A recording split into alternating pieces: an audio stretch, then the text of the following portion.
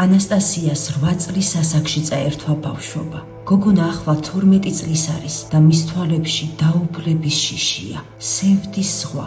ბოლოს 8 წლის იყო, როდესაც თანატოლებთან ერთად ეზოში ითამაშა. პარასკევი დღე, 15 საათი, საავადმყოფოს თეთრი კედლები, თეთრ ხალათში მოსიარულე ექიმები, პალატების კარს მიღმა სიკვდილს მებრძოლი ადამიანები და სიჩუმე. ცოტა ხანში კი სამედიცინო დასკვნა, დიაგნოზი, სიმსივნე. ეს იყო სწორედ ის დღე, როდესაც პატარა ანასტასიას და მისი ძმის თვალებში დედის დაკარგვით გამოწვეული შიში გაჩნდა. სიმსივნური წარმონაქმნი პირდაპირი მნიშვნელობით ჭამს სალომეს ზვალს. საჭიროა მუხლზე სასწრაფო ოპერაცია და იმპლანტის ჩასმა, რაც დიდ თანხებთან არის დაკავშირებული. ძვლის ნახევარი უკვე შეჭმულია სიმსივნისგან და ეს პროცესი ისევ გრძელდება. ეს იმას ნიშნავს, რომ იმპლანტიც ვეღარ ჩადგება.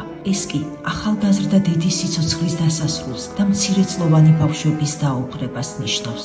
საბრალო დედას დამოუკიდებლად გადაადგილება არ შეუძლია. მხოლოდ ყავარჯნების მეშვეობით დგამს რამდენიმე ნაბიჯს. შემდეგ კი ძვლის ისეთი ტკივილი ეწყება, რომ ყველაზე ძლიერი გამაყუჩებელიც კი აღარ შველის.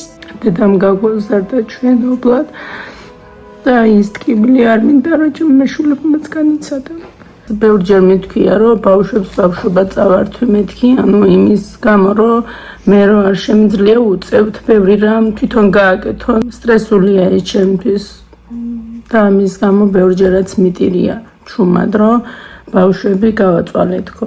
დედის ტანჯვას უყურებს ორი მცირეწლოვანი ბავშვი და ვერაფრით ეხმარებიან. უფალო, მარტო შენ იცი, რაც ეცხლი გიზგიზებს ბავშვების გულში.